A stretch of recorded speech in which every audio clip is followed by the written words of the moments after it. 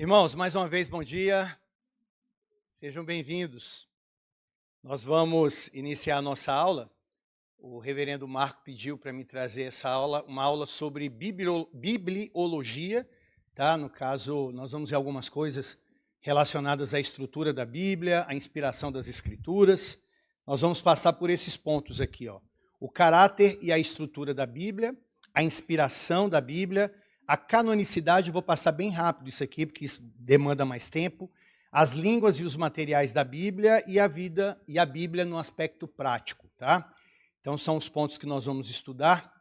Vamos primeiramente orar, vamos agradecer o Senhor pela oportunidade que tivemos de cultuá-lo publicamente e agora de aprendermos um pouco mais da sua palavra na Escola Bíblica Dominical. Feche seus olhos. Senhor Deus, nós queremos te agradecer, Senhor. Há poucos instantes nós tivemos essa oportunidade tão maravilhosa de adorarmos o Senhor. Obrigado, Deus querido, por sermos o teu povo, escolhidos pelo Senhor, redimidos pelo teu Filho e regenerados pelo teu Santo Espírito.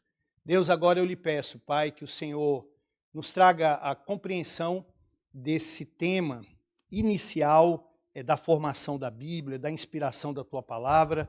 Ajude-nos a compreendermos, Senhor Deus, e amarmos a sua palavra, amarmos as Sagradas Escrituras e colocarmos ela em prática.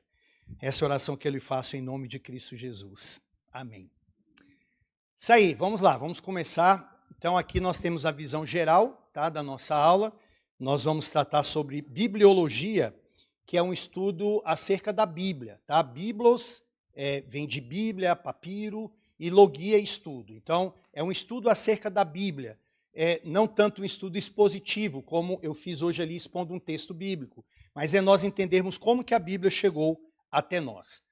Há algo que é claro, tá? Não somente para nós, mas mundialmente falando, a Bíblia é um dos livros mais antigos do mundo e ainda é o best-seller mundial. É uma pena assim, que, infelizmente, ainda que é best-seller, mas é mal compreendido, então nem todas as pessoas compreendem corretamente as Sagradas Escrituras. É produto do mundo oriental antigo, moldou o mundo ocidental moderno. É o livro mais traduzido, mais citado e mais publicado da história. Tiranos tentaram queimar, tentaram acabar com as Escrituras, mas até hoje a Bíblia continua aí firme e forte, porque é a palavra do nosso Deus.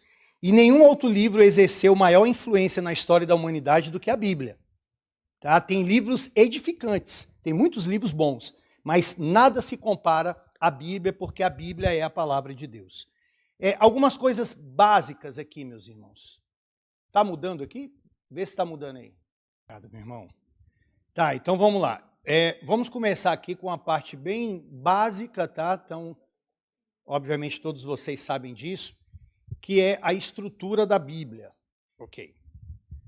Qual é a estrutura da Bíblia? Então, para nós... Tá, meus irmãos, está dando problema, só que nós não vamos parar a aula por causa disso. Eu vou falando do mesmo jeito e nós vamos avançar. Então, nós começamos mostrando o caráter da Bíblia, tá? O seu caráter singular, mas de forma básica, como que nós dividimos a Bíblia? Então, aqui vamos um entendimento bem básico mesmo. Então, a Bíblia ela é formada em 2 testamentos. Nós temos o Antigo Testamento e o Novo Testamento. Ok, quem não sabe disso, né? Mas quantos livros nós temos no Antigo Testamento? 39 no Antigo Testamento e 27 livros no Novo Testamento. A estrutura que nós temos de temas, nós temos os livros da lei no Antigo Testamento, os livros históricos, os livros poéticos e os livros proféticos. No Novo Testamento começa com os evangelhos, depois a gente tem um livro histórico, temos as epístolas e temos uma literatura chamada de apocalíptica. Esses nomes, esses temas que nós damos, tanto nos livros do Antigo quanto do Novo Testamento, eles vêm de uma tradução antiga chamada de Septuaginta.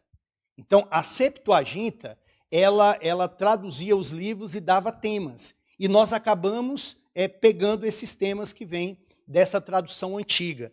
Só que não é assim, por exemplo, que a Bíblia hebraica ela é dividida. Então, a Bíblia hebraica é a Bíblia que Jesus utilizou, a Bíblia que os apóstolos utilizaram. Então, ao invés de ter uma estrutura temática de 4 ou 8 partes, a Bíblia hebraica ela tem uma tríplice divisão. Então, ela tem 3 partes. Estão vendo aí, gente? Tranquilo? Pronto, então vamos lá. Então, olha só, estava mostrando o seguinte, a Bíblia ela tem essa divisão de Antigo Testamento e Novo Testamento. Antigo Testamento, 39 livros, Novo Testamento, 27 livros, e esses nomes ou esses temas que nós temos, tanto no Antigo quanto no Novo, eles vêm da Septuaginta, tá? Que eles que trabalharam com esses temas. Ao invés de chamarmos, o melhor seria, ao invés de Antigo e Novo Testamento, seria o Antigo Pacto e o Novo Pacto, ou Antiga e Nova Aliança. Se a Septuaginta ela tem essa divisão de temas, de onde vem os temas da nossa tradução, não é igual, por exemplo, na Bíblia hebraica. Irmãos, está aparecendo isso aí, ó. Tá, então beleza. É porque eu tô vendo ali. Tá tudo ok, né? Tá, vocês estão aí na divisão da Bíblia hebraica. Pronto, beleza. Então, olha só, a Bíblia hebraica era a Bíblia que Jesus utilizava, tá? Que na verdade nós chamamos de Antigo Testamento, mas eles não chamavam de Antigo Testamento. Então, se a Bíblia, de acordo com a que nós temos, ela está dividida em 4 partes, como nós vimos, a Bíblia dos judeus, né, a Bíblia hebraica, está dividida em 3, que nós chamamos de Taná, tá? Que é Torá, Neviim e Ketuvim, que seria os primeiros 5 livros de Moisés. Depois tem os livros dos profetas e tem os escritos, onde estavam ali contidos os livros de Salmos, Provérbios e outros livros. Algumas particularidades interessantes aqui. Então, essa Bíblia, ela está dividida em 3 partes. Ela começa em Gênesis e termina em Crônicas. Vejam a diferença da nossa. A nossa começa em Gênesis e termina em qual livro do Antigo Testamento? Malaquias. A deles não, a deles começa em Gênesis, igual a nossa, mas termina em Crônicas. Por que termina em Crônicas? Se nós olharmos, por exemplo, abram aí, quem pode ler, Lucas 24, 44. Um outro irmão leia bem alto para nós, Mateus 25, 35. Então, Lucas 24, 44. Quem achar, se quiser colocar de pé e ler bem alto, por favor, a gente agradece.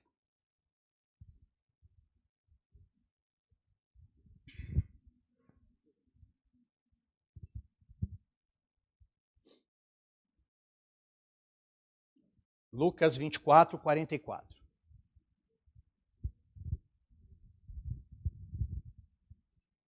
Quem vai ler?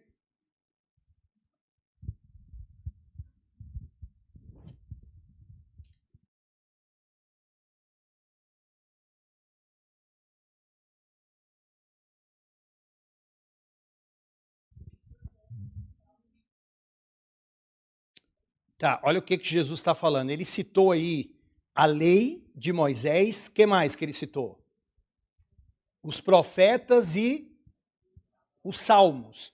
O que Jesus estava citando, meus irmãos? Ele estava citando a composição da Bíblia daquela época. Tá? O cânon das Sagradas Escrituras, a coleção de livros bíblicos que eles tinham, era dividida em 3 partes, como está aí no slide para vocês, que são os livros da lei, os livros proféticos e os livros poéticos, que eram chamados de escritos. Um outro texto que eu passei para vocês é o texto de Mateus 25, 35.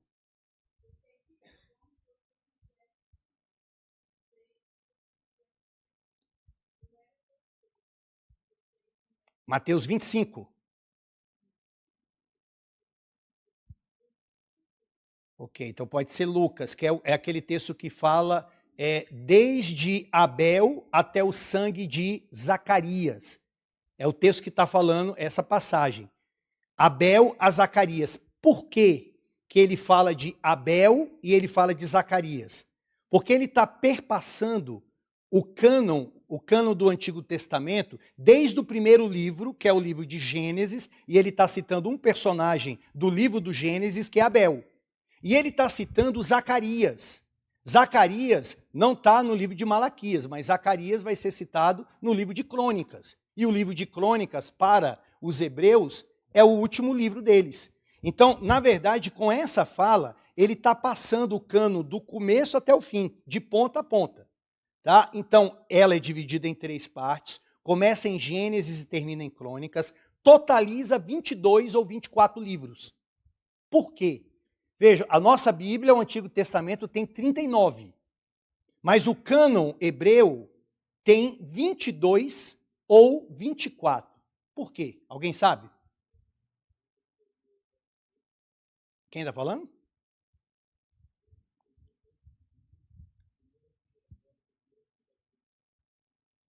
Ótimo, eu vou falar alto, mas ele está falando certinho. Ele está dizendo o seguinte, Esdras e Neemias não se divide. Quando você pega ali 1º e 2º Samuel, 1º e 2º Reis, 1º e 2º Crônicas, todos esses livros, eles acabam também ficando compilados juntos. Você tem todos os profetas menores. Ao invés de termos ali 12 livros dos profetas menores, então há um livro só, onde todos eles estão ali. Então, quando ocorre esse ajuntamento, essa compilação, chega-se ao número de 22 livros ou 24. E Jesus Cristo validou esses livros, como nós vimos em Lucas 24, 44. Agora, o interessante é que esses livros batem certinhos, 22 ou 24 livros, com os nossos 39. A diferença é só que os nossos livros estão dispostos ali na Bíblia, com 1º e 2ª Crônicas, 1º e 2º Samuel, mas são os mesmos livros que eles têm e os mesmos livros que Deus validou. E aqui eu coloco no final o seguinte, onde estão os apócrifos dentro dessa listagem? Não estão. Na verdade, os apócrifos não fazem parte dessa tríplice divisão da Bíblia hebraica. Os apócrifos não foram validados, autenticados pelo nosso Senhor Jesus Cristo e muito menos pelos apóstolos. Uma outra coisa, a Bíblia ela mostra claramente uma unidade. E essa unidade da Bíblia, ela só pode ser explicada através de uma ação sobrenatural do Espírito Santo. Por exemplo, pensem comigo aí. A Bíblia foi escrita por cerca de 40 autores. Esses autores, na maioria deles, eles não se conheceram. Tá? Então a gente está falando de um Moisés, numa determinada época, um Paulo já lá no século I. As circunstâncias em que eles escreveram os livros foram as mais variadas possíveis. Você tem um João escrevendo na ilha de Patmos, você tem o apóstolo Paulo, em algumas circunstâncias, escrevendo numa prisão domiciliar, um Moisés escrevendo dentro de um contexto. Então, cada um escreveu numa época distinta, em circunstâncias diferentes, em línguas diferentes. Você tem alguns que escreveram em hebraico, outros que escreveram em grego, que é o Novo Testamento, o grego koiné. Ok, imaginem, tudo que esses homens escreveram em épocas diferentes, contextos diferentes, línguas diferentes, e aquilo agora ser tudo reunido e compilado em um livro só. O que você esperaria, de uma forma muito sensata e racional? Você esperaria que ocorresse uma miscelânea de informações, que cada um escrevesse uma coisa. É igual aqui, se nós separássemos aqui este grupo, cada um numa sala aqui da IBD, aqui da IPN. Eu vou dar um papel, vou dar uma caneta, escrevam o que vier à mente de vocês. E depois vamos reunir tudo.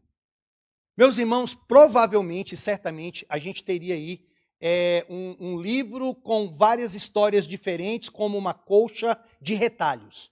Vocês não falariam a mesma coisa, não haveria uma harmonia no sentido de que um começou a escrever e o outro foi até o final, completando aquilo que foi falado. Isso que ocorreria, mas com a Bíblia é diferente.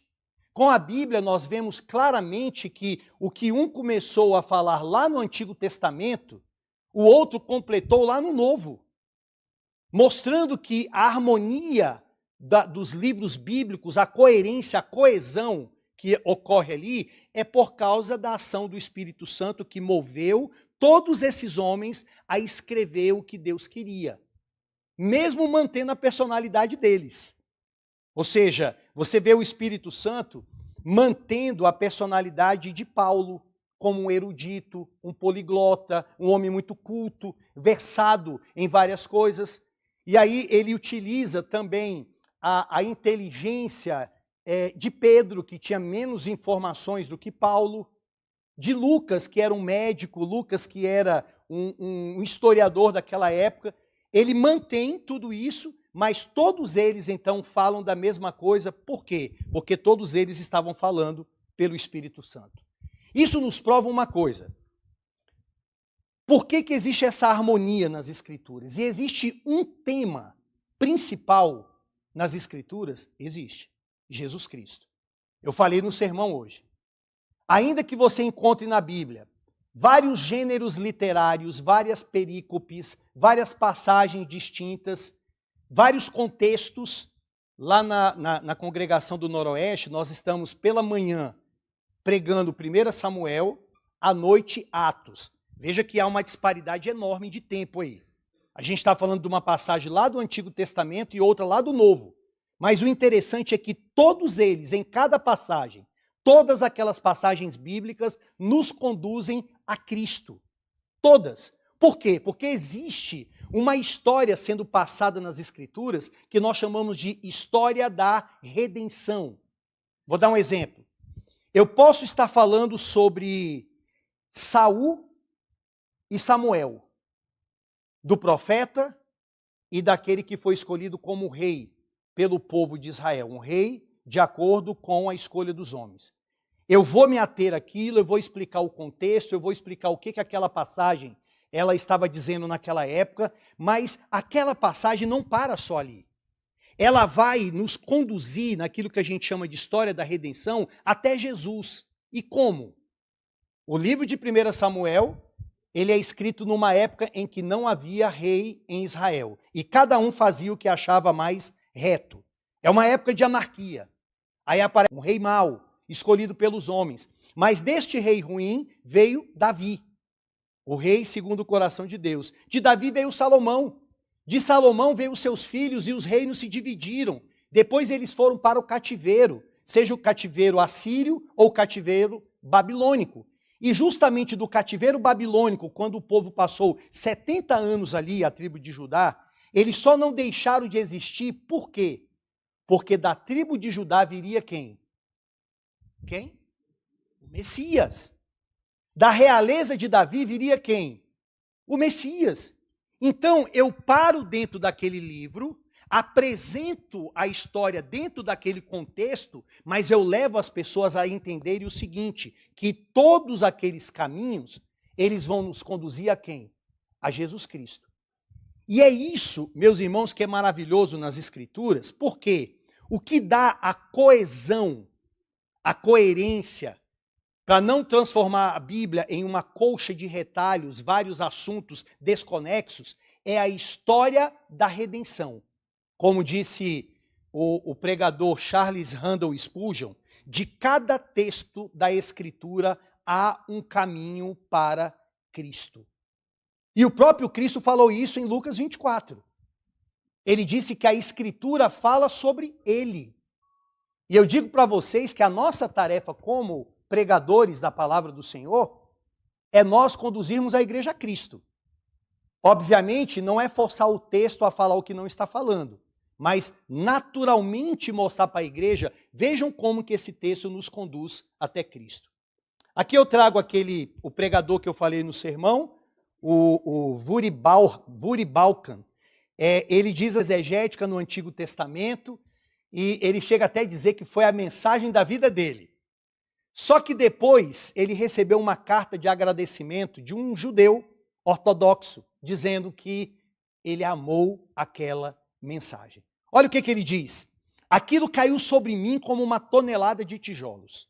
Se eu posso pregar uma passagem inteira e alguém que não conhece a Cristo ouve, ama e nunca é ofendido pela cruz, então eu não preguei o Evangelho. Ou seja, existe um fio condutor que nos conduz até Cristo. Existe uma teologia dentro desses vários livros bíblicos que nós chamamos de uma teologia pactual. Nós podemos dizer também, meus irmãos, que em Cristo nós temos o ápice da revelação. Por exemplo, no Antigo Testamento houve um momento em que Deus falava com as pessoas aparecendo, tomando uma forma. Nós chamamos isso de teofania. Adão viu uma aparência de Deus.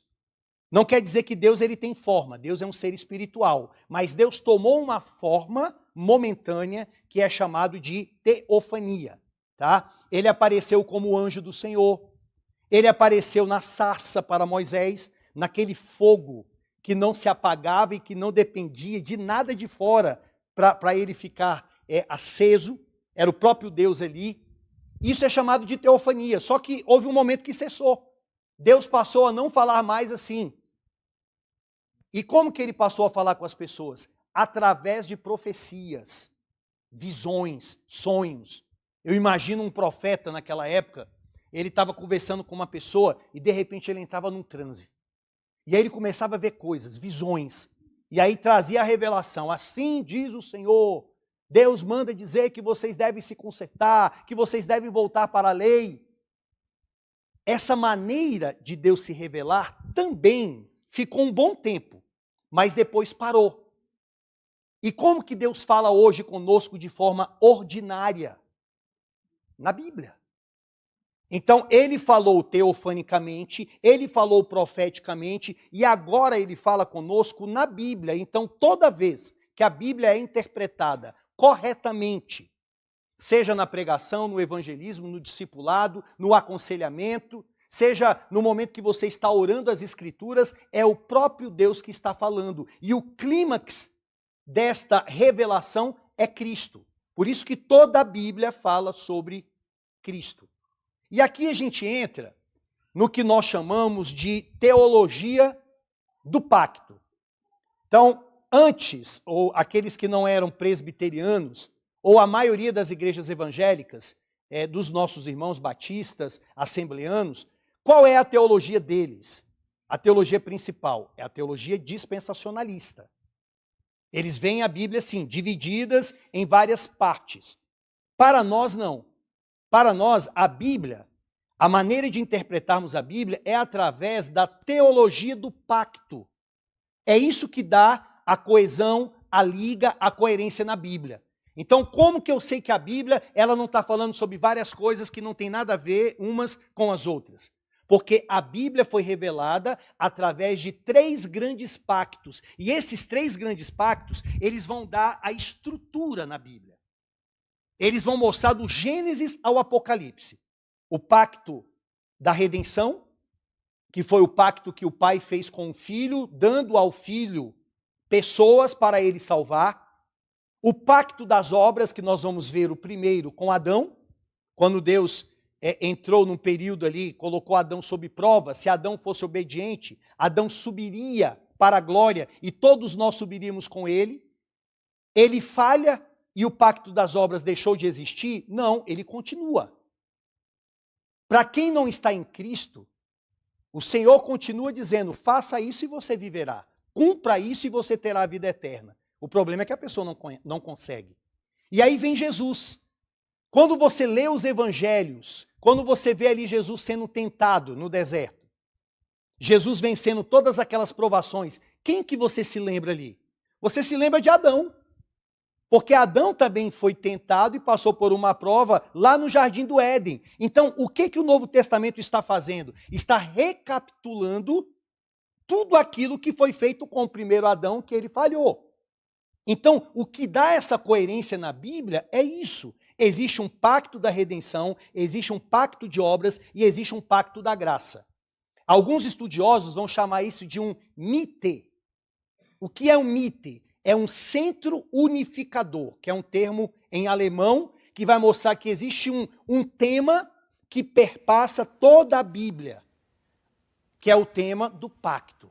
Pacto da redenção, de obras e o pacto de graça.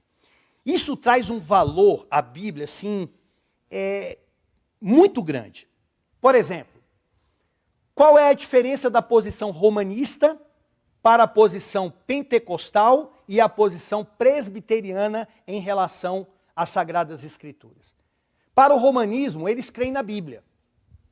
Eles vão dizer que a Bíblia apresenta Jesus, eles creem na graça, eles vão falar da inspiração, tá? Mas eles creem também na tradição. E, na verdade, no final de tudo, a tradição na prática acaba tendo mais superioridade do que a própria Bíblia. A tradição, para eles, na prática, é superior à Bíblia, ainda que eles não falem isso. Por exemplo, na prática, você tem lá o dogma da Imaculada Conceição, que Maria foi concebida sem pecado. Ou o dogma da Assunção de Maria, que Maria voltou aos céus num determinado momento. Você não encontra isso na Bíblia, mas eles vão dizer, mas está na tradição. E a tradição também tem o mesmo peso da Bíblia, então nós aceitamos. O purgatório, oração pelos mortos, a intercessão, todas essas coisas nós não vamos encontrar na Bíblia. Nem assim um resquíciozinho, uma coisa pequena, mas eles vão encontrar na tradição e vão dar então um valor de igualdade à Bíblia. Então, para eles, a tradição é elevada acima das Escrituras. E para os pentecostais? Na prática, muitos pentecostais, eles vão falar muito da experiência. Então, obviamente, eles creem na Bíblia como inspirada, inerrante, infalível, palavra de Deus. Eles estão par e par conosco. Nós cremos do mesmo jeito. Só que tem um ponto aqui. Eles acabam validando as experiências do cotidiano como também algo que fica igualzinho à Bíblia. Então, não, mas isso aconteceu comigo, eu tive um sonho, eu tive uma revelação X. Acaba que o que aconteceu comigo tem o mesmo peso do que está escrito nas Escrituras, para muitos deles. E nós, presbiterianos, diferentemente do romanista e do pentecostal, para nós é apenas a Bíblia. Daí vem o sola scriptura, somente a Escritura. Mas é a Bíblia, porém, nós também cremos na tradição. Sabiam disso? Nós temos uma tradição reformada. Nós temos uma tradição calvinista. Nós temos documentos que foram escritos no século XVI, Confissão de Fé de Westminster, Catecismo Maior, Breve Catecismo. Existem outros documentos históricos que, ainda que não sejam oficiais da IPB, mas nós também cremos. O Catecismo de Heidelberg, os Cânonos de Dort, a Confissão Belga e tantos outros documentos. Nós cremos também, por exemplo, no Concílio de Calcedônia, de Constantinopla, de Éfeso, muitos concílios e documentos ao longo da história, nós também cremos. O presbiteriano, ele tem uma história, meus irmãos. Só que aí está a questão. Nós não colocamos estas coisas em igualdade, em pé de igualdade com a Bíblia. Por exemplo, em um determinado concílio, poderia acontecer dos nossos documentos de fé serem revisados e, de repente, olha, nós não cremos mais nisso aqui que é falado na Confissão de Fé de Westminster. Poderia acontecer. Mas não pode acontecer de um concílio da IPB se reunir e falar bem assim, a partir de hoje nós não cremos mais no livro do Apocalipse, pois ele parece muito alegórico. De maneira nenhuma. Há uma diferença que eu acho muito interessante, que os reformadores usam, que é norma normans e norma normata. Já ouviram falar? Norma normans significa norma de todas as normas. A Bíblia é a norma de todas as normas. A Bíblia, deixa eu te falar uma coisa, a Bíblia nem teologia ela é. A Bíblia não é teologia. A Bíblia é a revelação de Deus. Teologia é aquilo que a gente faz.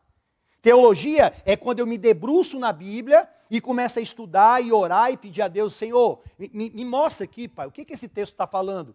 E eu vou usar recursos, vou usar comentários, vou perguntar para as pessoas. Isso é teologia. A Bíblia não.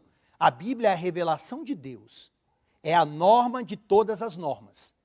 E os nossos documentos, catecismos, confissão, é norma normata, quer dizer que são normas que vêm dessa norma maior. Então, o ápice de tudo, aquele princípio autoritativo, é a Bíblia. Irmãos, eu sei que a hora está bem avançada, 5 minutinhos. Pode ser? 5 minutos, que a gente começou bem tarde. Então, passando isso aí, o que a gente entende? Tudo isso aqui é importante, essas coisas que eu falei, muito importante, mas o que dá autoridade à Bíblia, o que faz a Bíblia diferente, por exemplo, do Alcorão e de outros livros que são colocados na humanidade como sagrados? A inspiração. A inspiração das Sagradas Escrituras é o que faz toda a diferença na Bíblia. Não é capítulos e versículos, não são os títulos que tem acima de cada capítulo, não são as divisões das perícopes, nada disso é que dá autoridade para a Bíblia. O que dá autoridade é que ela é inspirada. E aí, isso nos remete ao texto de 2 Timóteo 3,16, que diz que toda a Escritura é divinamente inspirada. Só que a gente está numa tradução em português. No grego, a ideia não é inspirada, porque inspiração dá uma ideia de que, ou inspiração poética, seria assim, gente, eu estou tão inspirado hoje que eu escrevi algumas coisas assim, sabe, eu escrevi algo para minha esposa, eu estou muito inspirado. Ou alguns vão até ir além, já viu a psicografia? Dentro do espiritismo, a pessoa está psicografando e ele começa. Tem um irmão lá no Noroeste, que antes, obviamente, da conversão, ele psicografava. Aí ele dizia que recebia várias entidades e escrevia livros. Isso não é inspiração bíblica. Inspiração também não é você puxar o ar para dentro, não é isso. No grego é a palavra theopneustos, que significa sopro. E o sopro não é puxar o ar para dentro, mas é jogar o ar para fora. Remete-nos à pessoa do Espírito Santo, porque o Espírito de Deus, que o nome no Novo Testamento é pneuma, e no Antigo Testamento, no hebraico, é rua, nos traz essa ideia de ar em movimento, de uma força. Então, o Espírito Santo ele foi soprado pelo Pai nas Sagradas Escrituras, dando poder e autoridade ao que está escrito ali. Quem é inspirado, ou quem foi inspirado, não foram os autores, mas foi a Escritura. Vê se vocês entenderam o que eu falei. Quem foi inspirado não foi os autores, mas a Escritura. Por quê? A Bíblia é inspirada, ok? Sim ou não? Ela pode errar? Ela pode falhar? Por quê? Porque ela é inspirada, ela veio de Deus. Se eu falar que o autor, que o Pedro, que o Paulo, que o João, ou qualquer outro, um profeta do Antigo Testamento, ele foi inspirado nesse sentido, então eu vou falar o seguinte, olha, ele não pode errar. Mas eles erraram em alguns momentos. Eles falharam, eram homens como nós. Eles não falharam na escrita das Escrituras, por quê? Porque Deus inspirou o texto. É o texto bíblico que é inspirado. Ele veio da parte do nosso Senhor. E aí, o Norman Geisler, ele divide em 3 pontos isso. Ele diz, 3 elementos da inspiração: causalidade divina, mediação profética e autoridade escrita. Então, primeiro ponto quer dizer que Deus é a fonte primordial, é a causa primeira da verdade bíblica. Deus inspirou. A mediação, Deus usou os profetas, Deus usou os apóstolos, Deus usou aqueles homens para escrever as Sagradas Escrituras. Eles foram movidos pelo Espírito Santo de Deus. E tudo que eles escreveram, ainda que eles eram homens falhos, mas a falha deles não entrou no escrito em si. Vocês não vão encontrar falhas nas Sagradas Escrituras. E a autoridade escrita, ou o produto final, é que a palavra de Deus, então, ela passa a ter esta autoridade. E vejam, meus irmãos, a palavra do Senhor ela está sendo utilizada já há muitos e muitos anos, e ela tem transformado vidas de muitas pessoas. Eu vou terminar, que não vai dar tempo, tá? Eu vou mostrar 2 slides. Primeiro, é esse aqui, algumas teorias sobre a inspiração. Nós temos a ortodoxia, nós temos a neo-ortodoxia e nós temos o modernismo. Tá? O modernismo, ele vai dizer o seguinte: a Bíblia contém a palavra de Deus. Contém. Algumas coisas são sobrenaturais, outras não. Algumas coisas vêm de Deus, outras coisas são dos homens. A neo-ortodoxia vai dizer: a Bíblia torna-se a palavra de Deus. Ela é um livro comum, um livro qualquer. Mas quando eu leio e este livro interage comigo, então torna-se a palavra de Deus. Essas duas maneiras de interpretar a Bíblia estão erradas. Ela não apenas contém, porque conter você vai dizer, isso aqui é, isso aqui não é. E ela também não se torna, mas ela é a palavra de Deus. É o próprio Deus falando conosco, tá? A Bíblia é assim. E quais são as evidências de que a Bíblia é inspirada? Unidade, que eu já mostrei para vocês. Profecias cumpridas.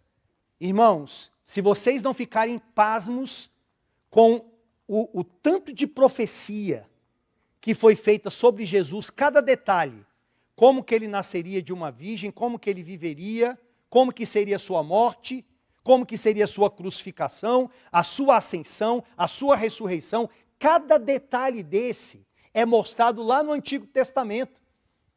E tudo isso se cumpriu. Ele nasceu de uma virgem, ele nasceu numa determinada época, na plenitude do tempo.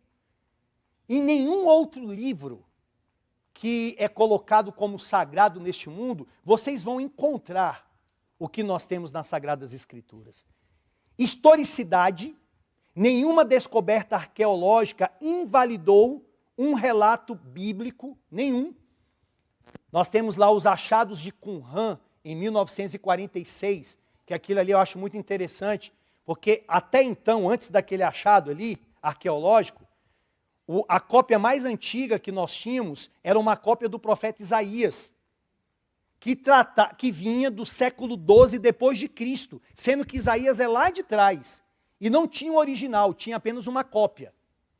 Aí um jovem beduíno, cuidando das suas cabras, dormiu, cochilou, as cabrinhas sumiram. Depois ele acordou e foi atrás.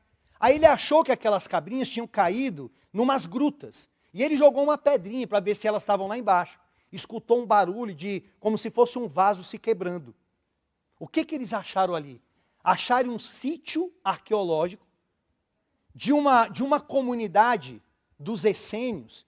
E encontraram ali, meus irmãos, uma vasta biblioteca. Obviamente não de livros, mas de pergaminhos, de rolos. Acharam livros daquela comunidade, acharam livros apócrifos e acharam também literatura bíblica. E aí o que eles fizeram? Vamos comparar. Esse achado foi agora, mas esses livros eles datavam de cerca do século 2, 3 a.C. Vamos comparar então esse livro de Isaías com a cópia que a gente tem de Isaías, que é uma cópia que data do século 12 depois de Cristo. Irmãos, quando eles compararam, ou seja, 1000 anos de diferença, o que eles encontraram? Encontraram um livro idêntico, pergaminhos idênticos àquele que nós tínhamos, mostrando então que Deus preservou, ao longo da história, ao longo de mais de 1000 anos, uma cópia de forma fidedigna. Então, a Bíblia, historicamente, ela é correta, ela tem um poder transformador, se cada um de vocês pudessem dar um testemunho de como que a Bíblia mudou e moldou a vida de vocês, eu tenho certeza que cada um aqui falaria alguma coisa. Porque não é só uma leitura, uma mera leitura, mas é uma leitura que muda o caráter, é uma leitura que transforma a vida da pessoa.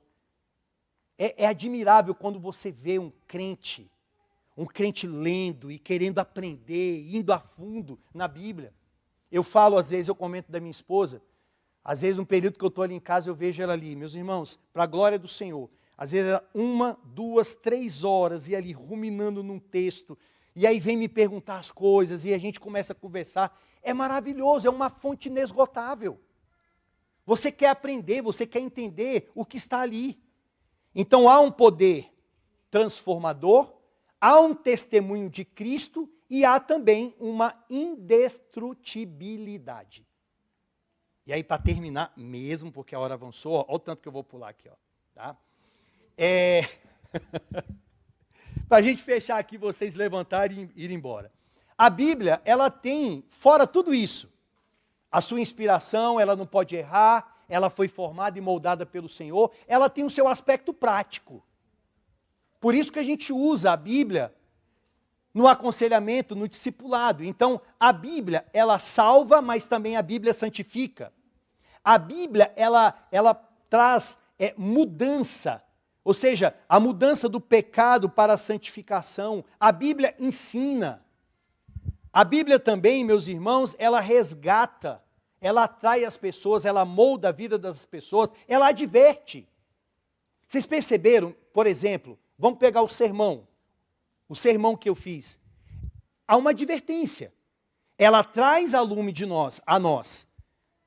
Quem Deus é, como podemos aplacar a ira de Deus, como podemos conhecer o caminho de Deus, como podemos permanecer na presença de Deus, mas daqui a pouco ela adverte, cuidado.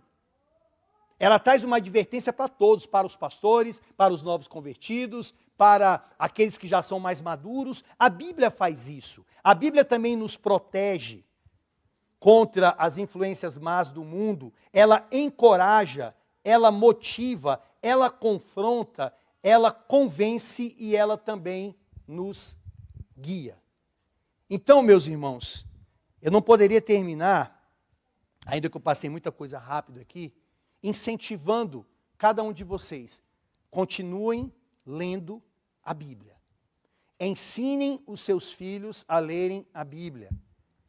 Tudo que vocês forem fazer, façam a partir da Bíblia. Namoro, a partir da Bíblia. Casamento, resolvam as questões do casamento a partir das Sagradas Escrituras. Amém, meus irmãos?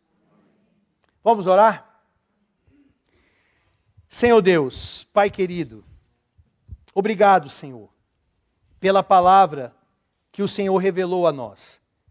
O Senhor se revelou através das coisas criadas, mas depois tornou estas coisas registradas para todos nós. Obrigado, Deus, por termos a Tua palavra e não estarmos aqui como cegos neste mundo. Deus, eu peço que o Senhor nos guie. Eu peço que o Senhor traga, Pai querido, um grande mover do Teu Espírito, um grande avivamento sobre a igreja local, para que nós nos voltemos cada vez mais às Santas Escrituras e na Tua palavra termos um conhecimento teu referente. Sabermos quem é o Senhor e a partir de sabermos quem é o Senhor, conhecermos a nós mesmos. Deus, leve os meus irmãos em paz aos seus lares. Eu oro para que eles tenham um dia abençoado. É o dia do Senhor, é o dia da feira da alma. E que possam estar aqui logo mais para adorar o Senhor, em espírito e em verdade. Nós oramos em nome de Cristo Jesus. Amém. Deus abençoe. Meus irmãos, vão em paz, tenham um ótimo domingo.